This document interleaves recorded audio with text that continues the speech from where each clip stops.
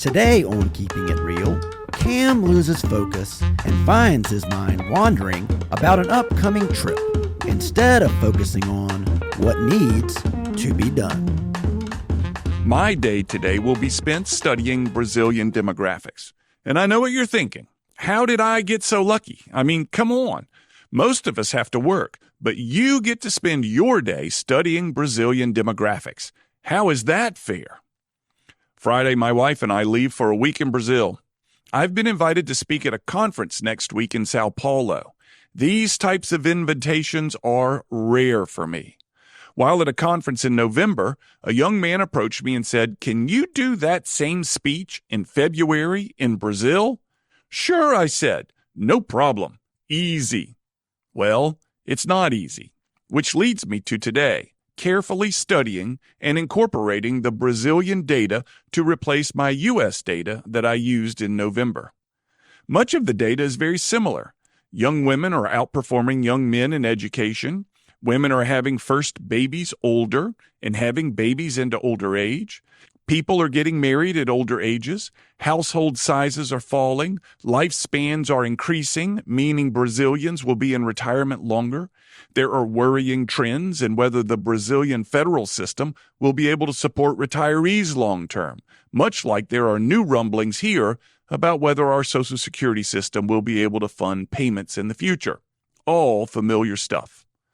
Up until recently, I would have said their political climate was very volatile, with their in and out of favor populist president Jair Bolsonaro. But his ascendance and the turmoil it created looks very similar to what we are seeing here.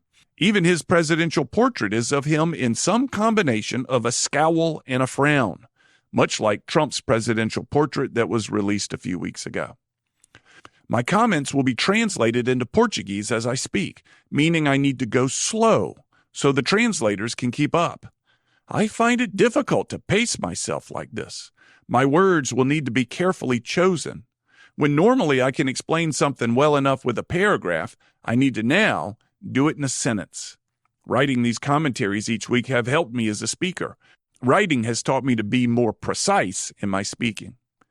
And as much as I'm excited to work with my Brazilian client, my wife and I are leaving for Brazil early to enjoy a short trip to a seaside community that will include a drive to a bunch of waterfalls and a tour of the coastline by water. Beaches, waterfalls, plus a trip to a distillery that makes something like rum but is not rum. And, truth be told, I've spent more time looking into the waterfalls, the coastline, and the rum but not rum than I have looking into Brazilian demographics. Focused preparation has been a problem. I'm even looking repeatedly at the weather forecasts for the seaside community, all poor uses of time considering the prep work that is still needed. I'm a champion at finding things to do that are not urgent and finding ways to justify doing them.